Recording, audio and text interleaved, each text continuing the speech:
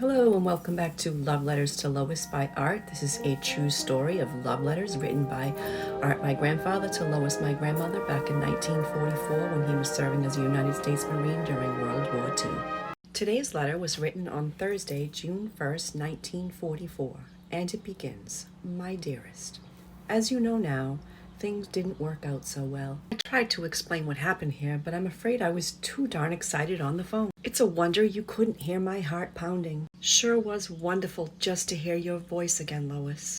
This is the dope. My unit, the fellows are in one of those pictures, had already gone to Eaton, North Carolina when I arrived here. Therefore, I have to join them as soon as possible. The reason I'm still here is I'm awaiting my truck and sea bag.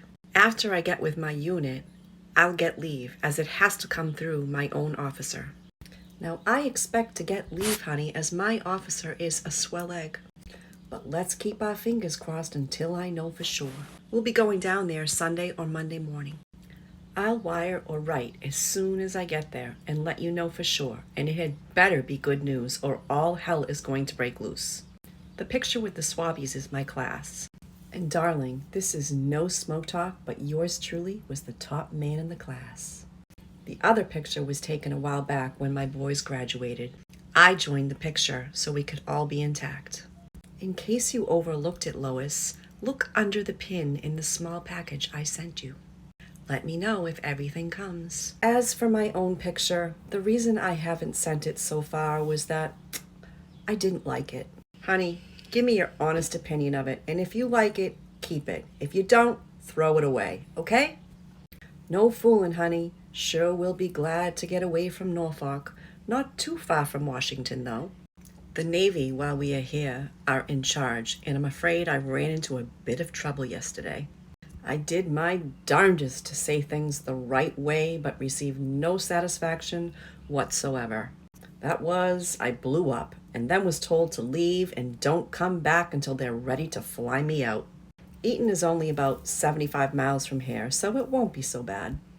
As to that subject you were discussing in the office, Lois, it all depends on the couple. Besides, Emily Post says it's okay on the second night, and I'm counting the church canteen as the first night. Besides, little one, who likes to go according to the rules and regulations? I get enough of them in the service. If the feeling is natural, then why not?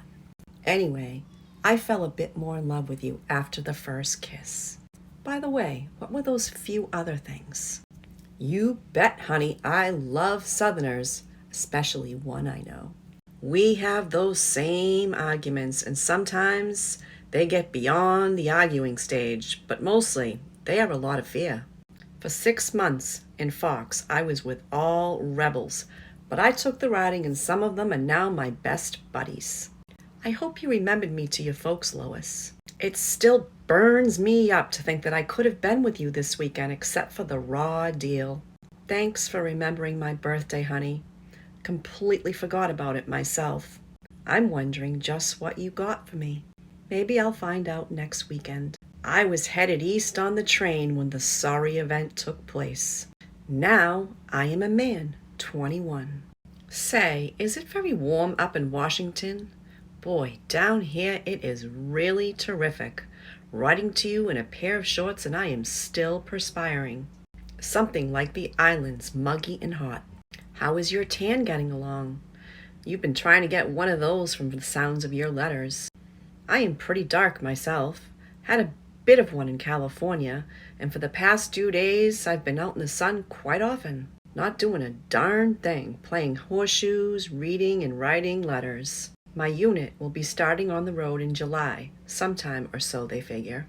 At Eaton, we'll pick up some more dope on the B-25s and instructing. Eaton is a big Marine B-25 base.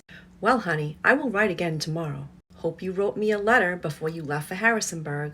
Night, little one. With love and kisses, Art. Well, it sounds as if Lois and Art have not been able to connect in person yet, but must have spoken on the phone, as I see no evidence in this letter whatsoever of Art's fears of losing the engagement. So this is good news. Speaking of his fears, I find it deeply, deeply understanding of Art to recognize that beneath all of the arguments that he's been witnessing and participating in, that underlying that is just a lot of fear. That's a pretty deep thought. Truly, fear is the underlying cause when any exchange turns from communication to argumentation. What a wise man my grandfather was. My only other question is regarding the new base that he is headed towards called Eton, and he puts Eton in quotation marks every time that he writes it in his letter.